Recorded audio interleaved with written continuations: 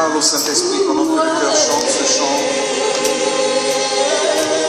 Demande au Saint-Esprit de venir disposer ton cœur ce soir. Demande au Saint-Esprit, dis-lui que tu veux l'entendre te parler ce soir. Et pendant que le cœur chante, fais cette prière, s'il te plaît. Adresse-toi au Seigneur, s'il te plaît. Ne te tais pas ce soir. Je veux t'entendre invoquer le Seigneur. C'est pour lui que tu es là. Élève la voix vers lui.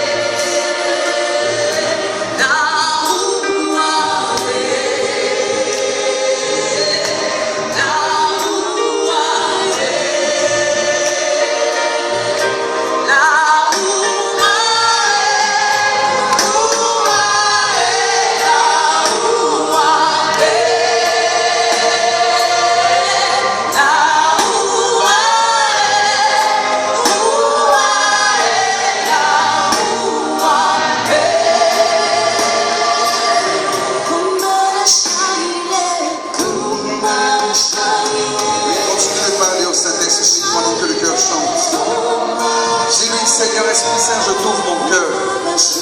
Je suis là pour toi. Je t'en supplie, viens parler à mon cœur. Viens toucher ma vie. Parle au Seigneur, s'il te plaît.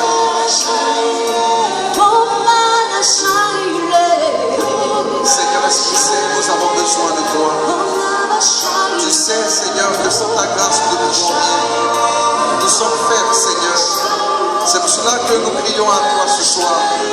Et nous te supplions, ô Seigneur, de venir nous toucher. Nous avons besoin de ta grâce. Nous avons besoin de ta présence. Saint-Esprit, viens toi-même nous conduire. Accorde-nous ton onction ce soir. Et que nos cœurs soient touchés par ta parole.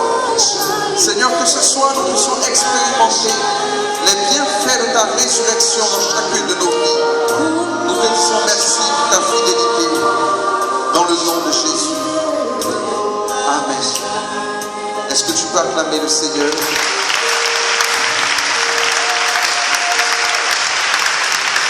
Amen. Tu viens d'acclamer ton voisin. Acclame le Seigneur.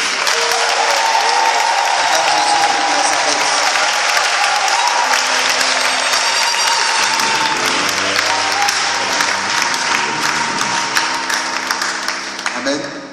Nous pouvons nous asseoir, frères et sœurs.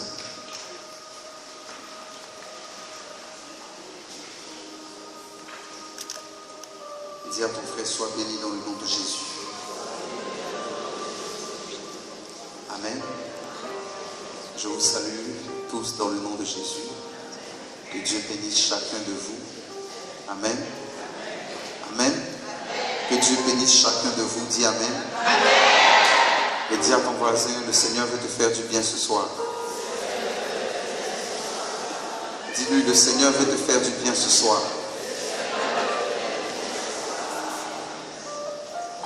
Pourquoi je le dis? Parce qu'aujourd'hui c'est un jour spécial. C'est un jour particulier. C'est le jour où nous revivons la résurrection de notre Seigneur. Amen. Et la Bible dit que si le Christ n'est pas ressuscité, notre foi est vaine. Amen.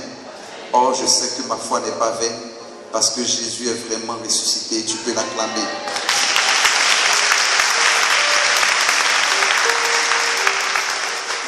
Nous allons lire la parole de Dieu, frères et sœurs. Jean chapitre 3. Je veux que tu sois attentif à cette parole. Mais il y eut un homme d'entre les pharisiens nommé Nicodème, un chef des Juifs, qui vint lui auprès de Jésus de nuit et lui dit: Rabbi, nous savons que tu es un docteur venu de Dieu, car personne ne peut faire ces miracles que tu fais si Dieu n'est avec lui. Jésus lui répondit: en vérité, je te le dis, si un homme ne naît de nouveau, il ne peut voir le royaume de Dieu. Nicodème lui dit: comment un homme peut-il naître quand il est vieux? Peut-il rentrer dans le sein de sa mère et naître? Jésus répondit, en vérité, je te le dis. Si un homme ne naît d'eau et d'esprit, il ne peut entrer dans le royaume de Dieu. Ce qui est né de la chair est chair, et ce qui est né de l'esprit est esprit. Ne t'étonne pas que je t'ai dit, il faut que vous naissiez de nouveau. Le vent souffle où il veut, et tu en entends le bruit, mais tu ne sais d'où il vient ni où il va. Il en est ainsi de tout homme qui est né de l'esprit. Nicodème lui dit, comment cela peut-il se faire? Jésus lui répondit, tu es le docteur d'Israël et tu ne sais pas ces choses. Parole du Seigneur notre Dieu. Amen. Frères et sœurs, comme je le disais tout à l'heure, nous célébrons aujourd'hui un événement très très important, je dirais le fondement de notre foi, qui est la résurrection de notre Seigneur Jésus. Amen.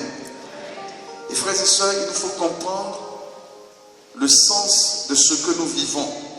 Il nous faut comprendre le sens de la mort et de la résurrection de Jésus-Christ de Nazareth. Parce que si notre Seigneur est mort et ressuscité, c'est pour quelque chose de précis. C'est pour accomplir quelque chose dans chacune de nos vies. Si Jésus est mort et ressuscité, la Bible nous révèle que c'est pour nous délivrer des griffes de l'ennemi, pour nous délivrer de la captivité de l'ennemi. Et cette captivité-là commence à un premier niveau, c'est sur la question de notre salut. Et c'est pour cela que nous allons partager cette parole. Dans ce passage que nous venons de lire, frères et sœurs, il s'agit de Nicodème. Amen. Qui a un entretien avec Jésus. Qui ne connaît pas ce passage? Ou qui connaît ce passage, qui lève la main? Amen. Alors il y a des gens qui connaissent mais qui ne connaissent pas.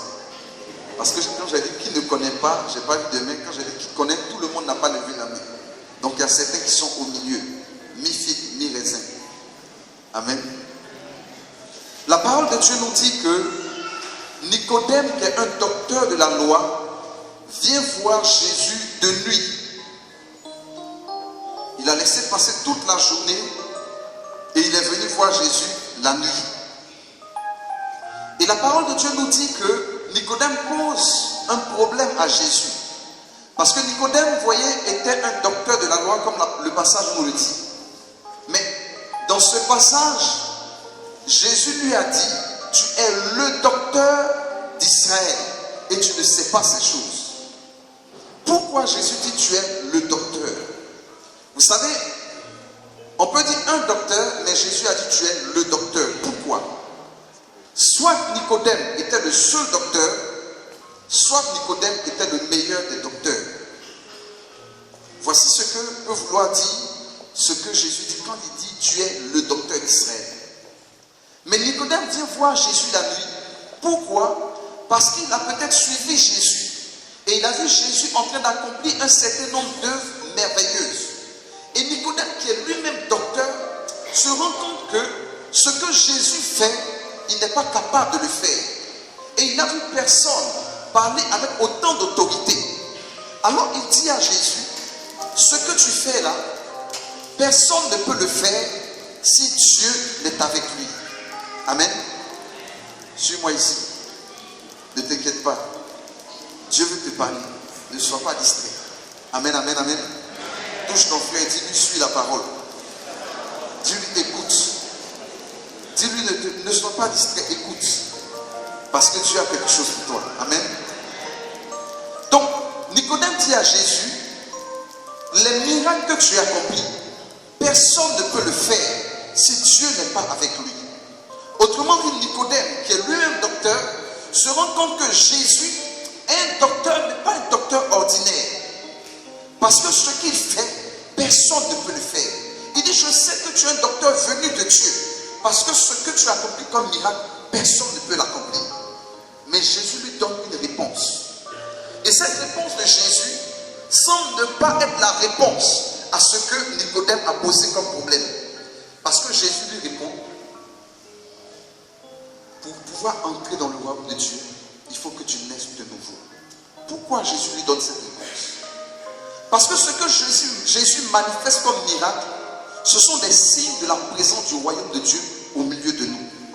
Et Jésus lui fait comprendre que tu ne peux voir ces signes-là se réaliser que si tu es entré dans le royaume de Dieu. Amen. Mais comment entrer dans ce royaume?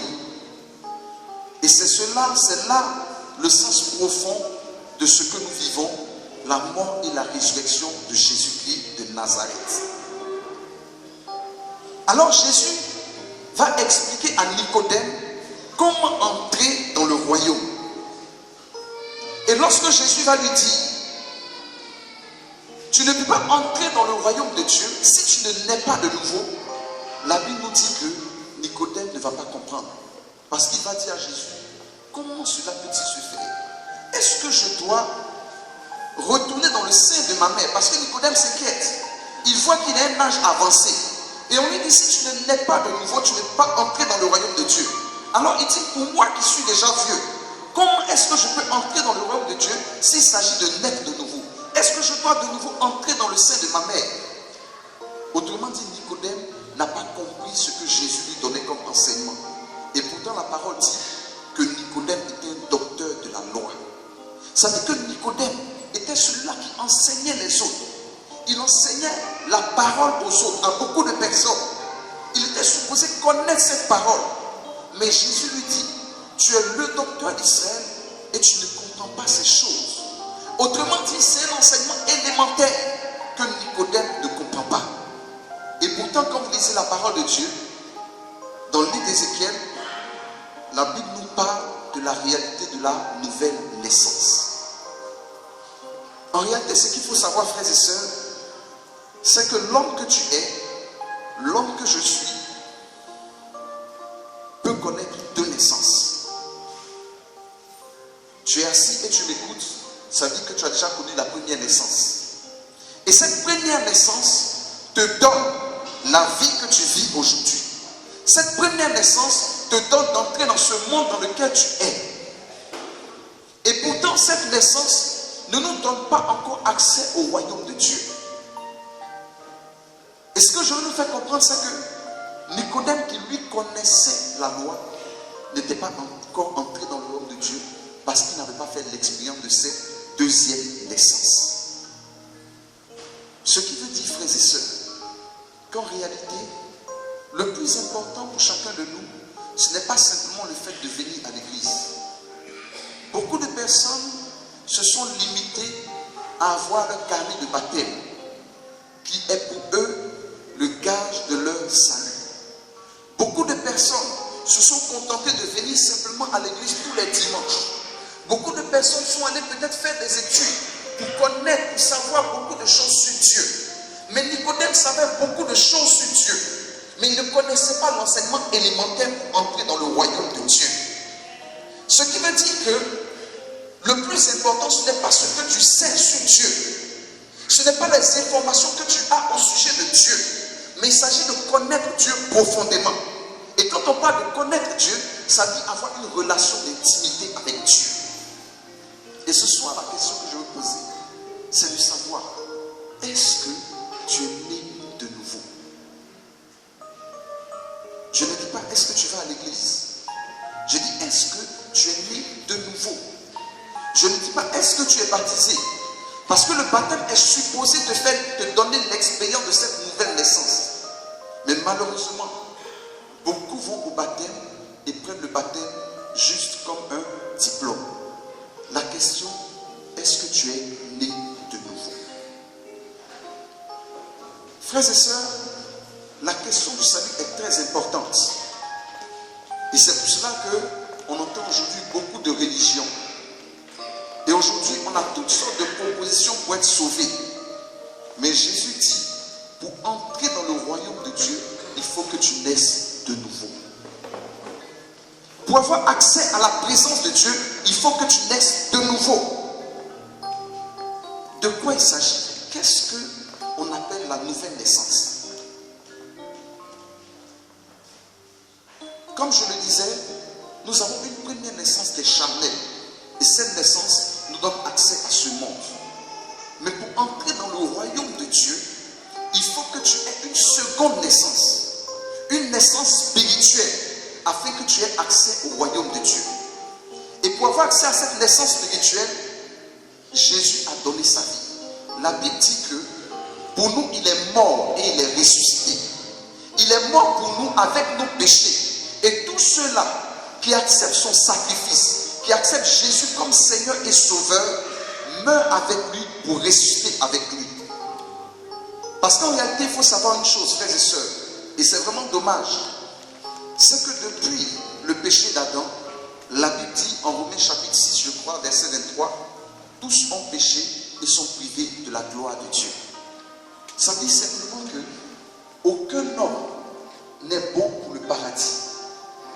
Aucun homme n'a accès à la présence de Dieu s'il ne fait pas l'expérience de la nouvelle naissance. Parce que tous, nous avons été marqués du péché originel. Et comme le disait mon père, on n'apprend pas à un homme à pécher. On n'apprend pas à un enfant à mentir. Des fois, vous êtes surpris que votre enfant ment. Alors qu'on ne lui a pas dit comment mentir. Il a fait une bêtise, quand vous lui posez la question qui a fait, il dit c'est pas moi. Pourquoi? Parce qu'il a en lui la semence du péché. Et avec cette semence du péché, la Bible dit, personne ne peut avoir accès au royaume de Dieu.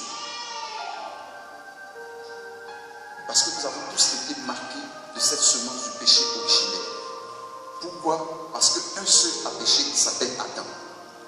Mais la Bible dit que de même que Adam a péché, et que tous nous avons été entraînés à la condamnation, de même il y a une personne qui a satisfait à toutes les exigences de la loi. C'est Jésus-Christ de Nazareth.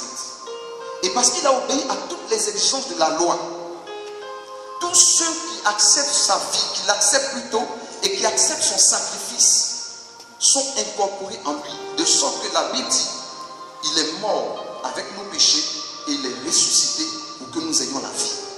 Ça veut dire que si tu acceptes Jésus-Christ de Nazareth, quelle que soit ta vie, quel que soit ton péché, il te lave de ton péché et il te donne accès au royaume de Dieu. Et c'est pourquoi Ézéchiel dit, je vous donnerai un cœur nouveau, je mettrai en vous un esprit nouveau. Il dit, je ferai en sorte que vous soyez capables d'obéir à mes exigences, de marcher selon ma parole. Autrement dit, lorsque tu acceptes Jésus, par son esprit, il te rend désormais capable d'être obéissant à la parole de Dieu, afin que tu aies accès au royaume de Dieu. C'est pourquoi, mon frère, ma soeur, la question du salut, ce n'est pas une question de quelle église je fréquente. Ce n'est pas une question de dire j'ai fait de la théologie. Ce n'est pas une question de dire j'ai fait beaucoup d'études. La question, c'est de savoir, est-ce que tu as accepté Jésus comme ton Seigneur et ton Sauveur? Et la deuxième question que tu dois te poser, c'est de savoir si je l'ai accepté. Est-ce que je vis la vie qu'il me demande de vivre? Est-ce que ma vie plaît à Dieu? Parce qu'aujourd'hui, frères et sœurs, le monde dans lequel nous sommes nous enseigne autre chose. Le monde dans lequel nous sommes a une autre manière de vivre. Le monde dans lequel nous sommes, comme dit le prophète Isaïe, il dit, Dieu dit, je ne peux pas supporter que l'abomination soit rangée au niveau des solennalités. Autrement dit, que le péché soit légalisé, que le péché soit rendu public et normal. Et malheureusement, le monde dans lequel nous sommes accepte le péché comme étant normal. Aujourd'hui, tu veux avorter, tu as le droit d'avorter. Aujourd'hui, tu choisis d'épouser un homme alors que tu es un homme, tu as le droit de le faire. Aujourd'hui, tu veux épouser une femme alors que tu es une femme, tu as le droit de le faire. Parce que le monde dans lequel nous sommes nous permet tout. Mais il faut savoir une chose, Dieu ne nous permet pas tout. Parce qu'il y a une manière de vivre selon le monde et il y a une manière de vivre selon Dieu. Et cette manière de vivre selon Dieu ne dépend pas de là où tu habites. Cette manière de vivre selon Dieu ne dépend pas forcément de ta culture. Elle dépend de la parole de Dieu. Parce que cette parole est éternelle. Cette parole ne change pas.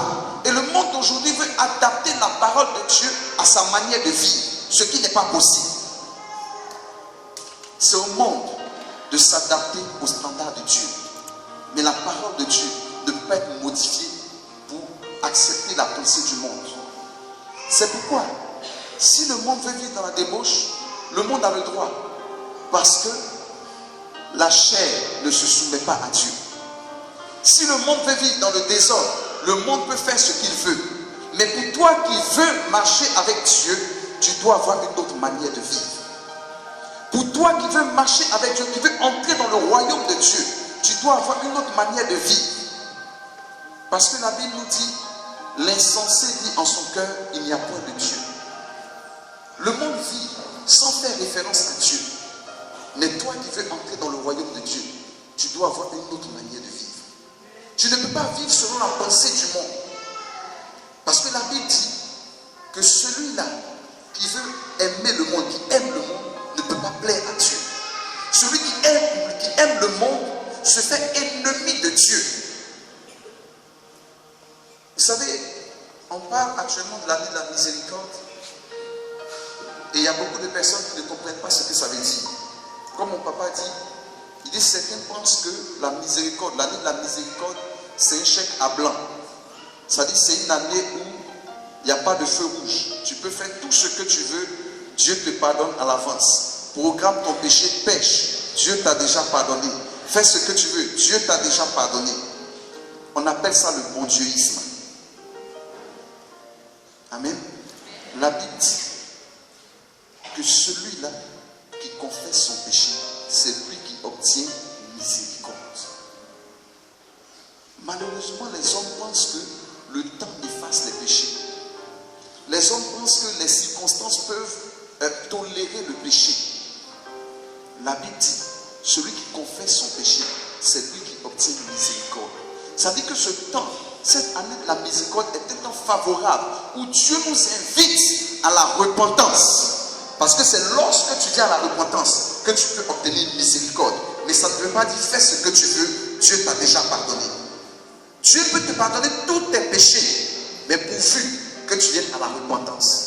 Et cette repentance, qu'est-ce que ça veut dire? La Bible dit, si mon peuple sur qui est invoqué mon nom s'humilie, prie et cherche ma face, s'il se détourne de ses mauvaises voies, dit je l'exaucerai des cieux, je guérirai son pays.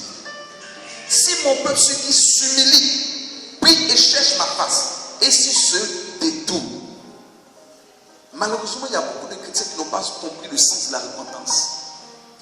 Certains pensent que la repentance, c'est venir dire, Seigneur, je reconnais que j'ai péché, mais demain je vais pécher encore.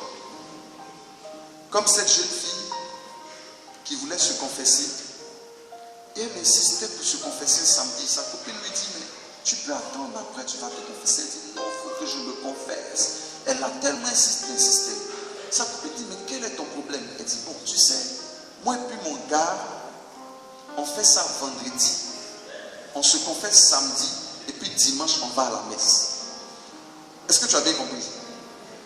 Moi et puis mon gars, mon copain, on fait ça vendredi. Samedi, on se confesse, et puis dimanche, on va à la messe. La précision que je vais faire, c'est qu'ils ne sont pas mariés. Donc, ils prennent un bain de fornication vendredi. Samedi, ils se confessent et dimanche, ils vont à la messe. Voici leur programme de tous les week-ends. Je veux te dire qu'une telle manière de vivre ne peut pas te faire avoir accès à la miséricorde de Dieu. Parce qu'on appelle ça se moquer de Dieu. La vraie repentance, c'est que tu reconnais ton péché. C'est ça l'humiliation. Que tu demandes pardon à Dieu pour ton péché. Que tu cherches la face de Dieu dans la prière. Que tu renonces à ton péché. Quand on dit renoncer à son péché, ça veut dire, si tu es un adultère, tu dis à la femme adultère avec laquelle tu pratiques l'adultère, à partir d'aujourd'hui c'est fini, on arrête. Si tu es un fornicateur, tu dis à la jeune fille avec laquelle tu pratiques la fornication, à partir d'aujourd'hui, on se sépare, ou bien on décide de vivre dans la sanctification et on se fait accompagner de façon claire par un prêtre pour qu'on puisse aller au mariage. Si tu es un voleur, Comme Zachée, tu dis, si j'ai volé, je rends. J'arrête de voler. Si tu es un tricheur, tu arrêtes de tricher. Mais tu ne peux pas continuer avec ça et puis croire que tu vas plaire à Dieu. Ça, on appelle ça le bon Dieuisme.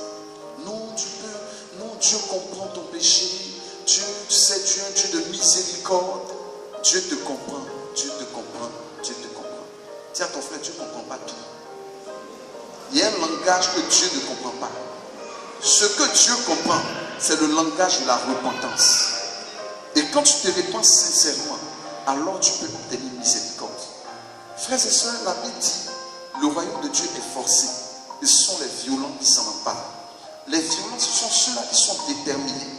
Ce sont ceux-là qui prennent des décisions radicales pour plaire à Dieu. Ce sont ceux-là qui prennent des décisions radicales. Frères et sœurs, sachez que des personnes meurent à cause du nom de Jésus. Il y a des lieux où les gens ne peuvent pas prier librement. Et on leur dit, si tu acceptes Jésus, tu meurs. Et ils meurent à cause du nom de Jésus. Et tu penses que devant cette situation, des gens qui meurent à cause du nom de Jésus, Dieu va accepter que tu dises, Seigneur, comprends ma fornication ou comprends mon adultère. Des gens meurent à cause du nom de Jésus. Des gens perdent leur vie. On leur dit, renie Jésus ou tu meurs. Ils disent, Jésus ou rien.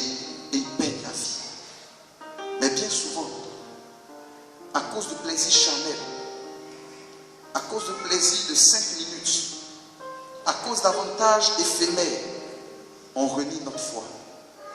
Dieu veut que tu sois déterminé pour lui. Dieu veut que ton cœur lui appartienne de façon totale et définitive. Dieu ne veut pas un cœur partagé, une âme partagée. Dieu ne veut pas de chrétiens mi-figue, mi-raisin. Dieu ne veut pas de chrétiens, excusez-moi, chauve-souris. Parce qu'il y a beaucoup de chrétiens qui sont de ce genre. On ne sait pas si ce sont des oiseaux ou si ce sont des mammifères. Et beaucoup de personnes ne savent même pas la chauve-souris, c'est un oiseau, un mammifère. Parce que c'est comme un animal hybride. Et il y a beaucoup de chrétiens qui sont comme ça, hybrides. Ils ont un pied avec Dieu, ils ont un pied dans les ténèbres. Dieu te veut totalement. C'est pourquoi ce soir, mon frère, ma soeur, je veux t'inviter à prendre une décision pour Dieu. Vous savez, la vie chrétienne, ce n'est pas un jeu, ce n'est pas de l'amusement. Ce soir, je veux que tu prennes une décision pour Dieu. Et si tu entends cette parole, c'est parce que Dieu veut te parler personnellement. Dieu veut que tu prennes une décision personnelle pour lui. Que tu le choisisses totalement et définitivement. Que tu ne le prennes pas comme un fétiche. Parce que beaucoup de personnes voient Dieu comme un fétiche. Ils viennent à Dieu lorsqu'ils ont des problèmes.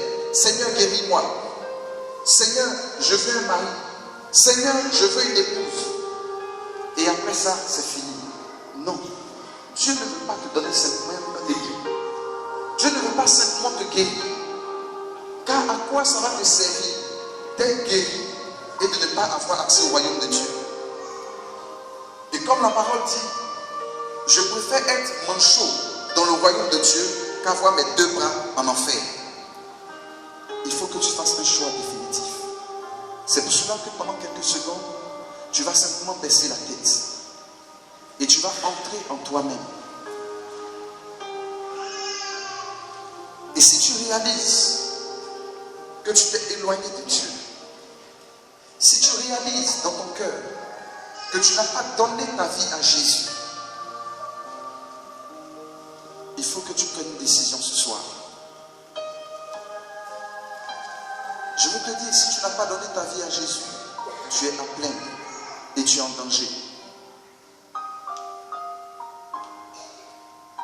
Si tu veux lui donner ta vie, si tu veux qu'il renouvelle ta vie, je veux t'inviter à faire un pas.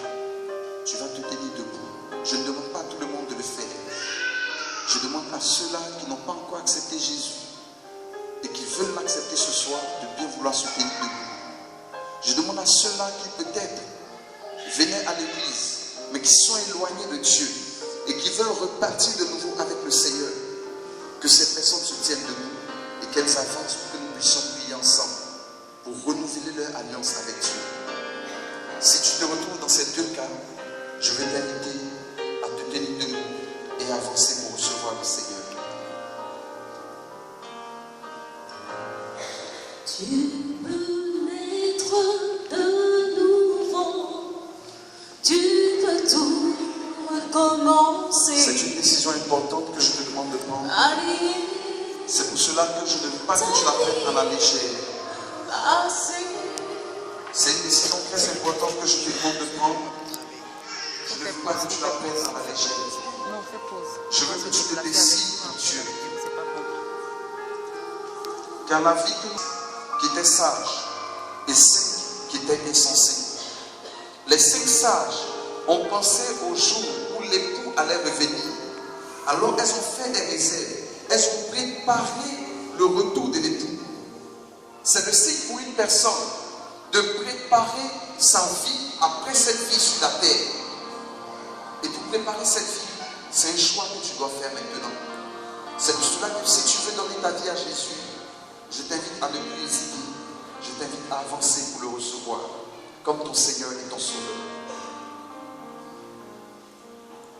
Nous avons le temps pour toi. N'hésite pas. Viens le recevoir si tu ne l'as pas encore reçu.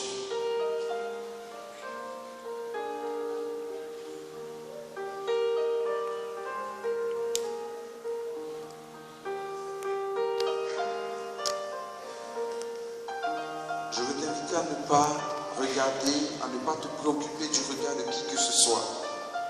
Le salut est personnel et la parole de Dieu dit, le moment favorable c'est maintenant, l'heure du salut c'est maintenant. C'est maintenant que tu dois choisir Dieu. Parce qu'en réalité, il ne s'agit pas de se dire que lorsque je vais mourir, on va faire une messe de requiem pour moi. Non. C'est que tu dois choisir le Seigneur maintenant.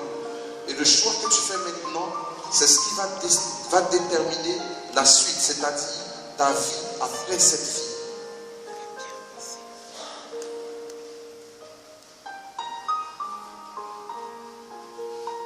Si tu hésites encore, je vais te donner juste 30 secondes. Tu peux encore venir recevoir le Seigneur pour lui donner ta vie, pour lui donner ton cœur. Vous savez, très souvent quand on est jeune,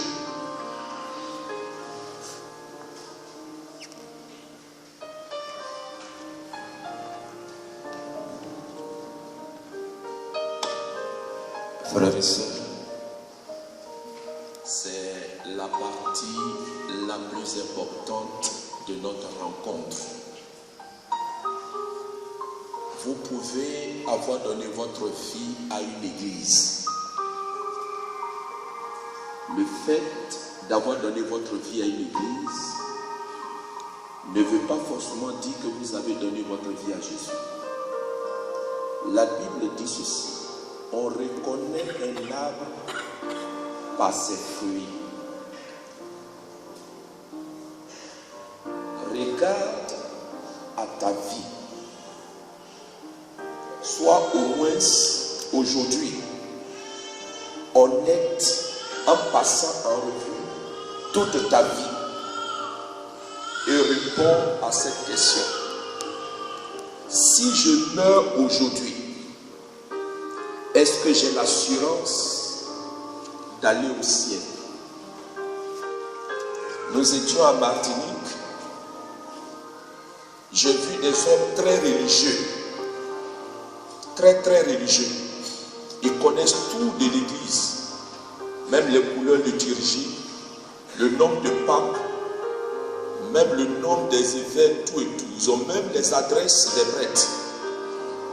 Mais quand l'évangile a été prêché, beaucoup se sont rendus compte qu'ils connaissaient l'église, mais ils ne connaissaient pas Jésus. Parce que lorsque tu acceptes Jésus, tu deviens une nouvelle personne. Les choses anciennes sont passées. Tu ne commets plus adultère, tu ne mens pas, tu ne voles pas, tu ne triches pas, tu ne vis pas une double vie. Et quand la vérité de l'évangile a été prêchée, j'ai vu pratiquement toute l'assemblée s'élever et venir donner sa vie à Jésus. Et mon âme a été bénie et je sais qu'il y avait de la joie dans le ciel. Parce que tout de suite, dans la prière, tu peux être guéri. Mais que vaut la guérison quand notre vie n'est pas donnée à Dieu? C'est pourquoi nous lançons cet appel pour que nos noms soient inscrits dans le livre de vie. Personne ne sait s'il va voir demain. Il y a des personnes qui sont mortes aujourd'hui. D'autres vont mourir encore après-demain. Ainsi de suite. Personne ne connaît son agenda. C'est pourquoi le jour du salut, c'est aujourd'hui. Si tu sais au fond de ton cœur, ne regarde pas souvent, on regarde les gens et puis on ne prend pas les bonnes décisions. Ce soir, nous t'invitons à venir donner ta vie à Jésus publiquement. Dis, je donne ma vie à Jésus, qu'il soit le Seigneur de ma vie. Il n'y a pas de honte dedans. C'est la honte là qui va nous tuer. On sait pertinemment que le message qu'il a prêché, c'est un message de vérité, de salut. C'est comme ça les apôtres prêchaient. Les apôtres ne prêchaient pas, oui, Dieu est d'amour, comprenez, Dieu comprend, c'est bien, le salut, oui, l'amour de Dieu est fort. Ça amène les gens en enfer. Mais ce qui amène au paradis, c'est lorsque la vérité t'est prêchée. Toi, seul, tu sais si tu vis dans l'adultère. Il y a des gens ici qui vivent dans l'adultère. Ils sont mariés, mais ils ont d'autres femmes dehors. Ou bien il y a des personnes qui sont avec des femmes qui n'ont jamais marié. Ces femmes-là, ils vivent dans une vie, on ne sait pas s'ils sont mariés ou bien s'ils ne sont pas mariés. C'est le concubinage, tout et tout. Bon, ça, c'est pas l'évangile de Jésus. Donc, aujourd'hui, c'est la bonne nouvelle. Même tu peux être âgé, tu peux avoir les cheveux blancs, mais ne pas avoir donné ta vie à Jésus. Parce que ce n'est pas une question d'âge. C'est une question de décision. C'est pourquoi on attend les retardataires. Parce que le train pour aller au ciel est là. Donc, je laisse mon fils continuer. C'était pour vous nous encourager à prendre la bonne décision.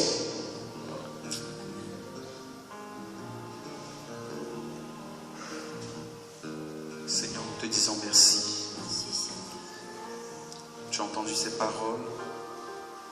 Et si tu veux faire cette démarche, tu as encore la possibilité de la faire. Nous allons prier avec ceux qui sont présents, ceux qui sont avancés. Je veux vous dire que c'est la décision la plus importante qu'une personne puisse prendre dans sa vie. C'est la décision la plus importante. Parce que la vie que nous vivons ici, comme dit Pierre, nous sommes des voyageurs, des pèlerins, nous sommes de passage. Nous irons à notre véritable patrie, qui est le royaume de Dieu, si nous l'avons choisi ici et maintenant. Et c'est pourquoi vous qui vous êtes avancés, je vais vous inviter à juste lever les mains vers le Seigneur en signe d'abandon à sa volonté. Et avec moi, vous allez d'abord entrer en vous-même.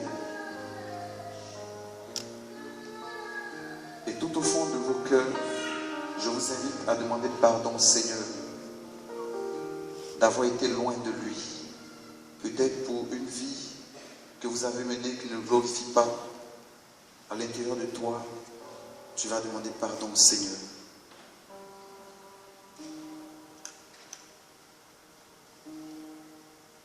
Et tu vas faire avec moi cette prière. Seigneur Jésus, je te dis merci pour ta parole. Je te dis merci parce que tu as donné ta vie pour moi. Seigneur, j'étais loin de toi. Ce soir, j'ai entendu ta parole. Et ta parole m'a fait du bien.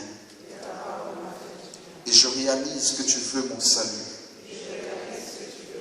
C'est pourquoi, Seigneur Jésus, ce soir, je t'accepte dans mon cœur comme mon Seigneur et mon Sauveur. Je te donne ma vie. Je te donne mon cœur. Je te demande pardon pour ce qu'a été ma vie. Et je te prie ce soir de me renouveler par ton esprit. Que ton esprit habite mon cœur et qu'il fasse de moi une personne nouvelle. Seigneur, que ma vie soit totalement transformée. Je te dis merci pour le salut que tu me donnes. Tu vas garder le silence, je vais prier le Seigneur pour toi. Seigneur, voici tes enfants. Ils ont pris la décision que tu attendais d'eux, peut-être depuis longtemps. Certains se sont éloignés de toi, mais Seigneur, ce soir, comme le Fils prodigue, ils ont dit en leur cœur, j'irai vers mon Père et je lui dirai, mon Père, j'ai péché. Et Seigneur, ils ont pris cette décision devant toi ce soir. C'est pourquoi je prie, Seigneur, dans le nom de Jésus, afin que, Seigneur, tu prennes le contrôle total de leur vie. Seigneur, accepte l'offrande de leur vie. Et je prie que toute forme de captivité que l'ennemi avait placée sur leur vie, pour les empêcher d'entrer dans ton royaume, soit définitivement brisée. Seigneur, je prie que l'ennemi n'ait point raison d'eux à compter de cet instant. Je prie que leur cœur, leur vie te soit entièrement consacrée et qu'aucun d'entre eux, Seigneur, ne fasse machine arrière. Seigneur, je prie que tu bénisses leur vie et que tu scelles leur vie par la puissance de ton esprit. Merci pour ce que tu as accompli, Seigneur, au nom de Jésus. Amen. Amen. Alors, frères et sœurs, juste quelques indications. Ce pas que vous nous posez est un pas important. Vous n'avez peut-être rien senti de particulier, mais il y a quelque chose qui s'est passé en vous. C'est une opération spirituelle. À partir de cet instant, votre vie appartient à Jésus. Vous êtes né de nouveau. Et cette nouvelle naissance s'entretient. Comme un bébé qui vient de naître, il a besoin de nourriture. C'est pour cela que je vais vous inviter, si vous êtes proche d'une paroisse, ou plutôt, je vous invite à vous rapprocher de la paroisse la plus proche. Pour ceux qui ne sont pas baptisés, inscrivez-vous à la catéchèse, faites-vous baptiser. Parce que la Bible dit, celui qui croira et sera baptisé sera sauvé. Deuxième chose, procurez-vous une Bible. Lisez couramment la parole de Dieu pour connaître sa volonté. Et dernière chose, nous vous invitons ici aux différentes rencontres de prière. Nous allons vous donner tout à l'heure les indications pour que vous puissiez entretenir votre foi. Que le Seigneur vous bénisse. Vous pouvez regagner vos places. Et on peut acclamer le Seigneur pour nos frères et sœurs.